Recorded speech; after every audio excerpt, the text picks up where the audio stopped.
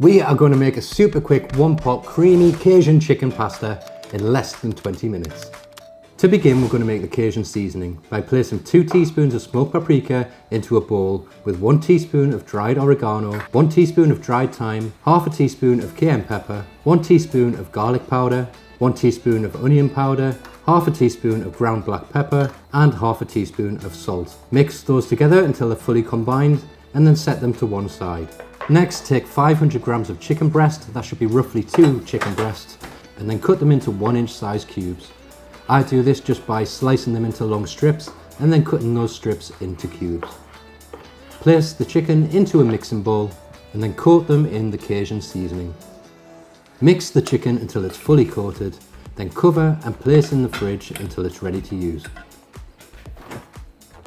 Before we start the cooking process, we need to do a little bit of vegetable prep. So for that, take 1 large or 2 small brown onions, top and tail them, cut them in half, peel them, and then finely dice them. Then take 1 red and 1 green pepper, remove the flesh and cut them into small dice as well. Next, take 1 clove of garlic, peel it, and finely grate it on a microplane, or you can crush it or chop it, that's entirely up to you. And then finally, we'll take 2 spring onions, remove any of the outer leaves that look a little bit tatty, and then slice them up nice and thin.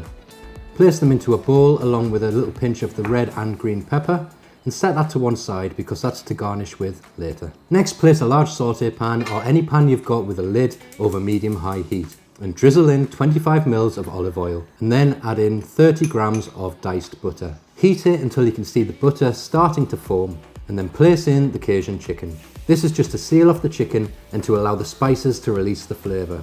We're not cooking it completely through at this point.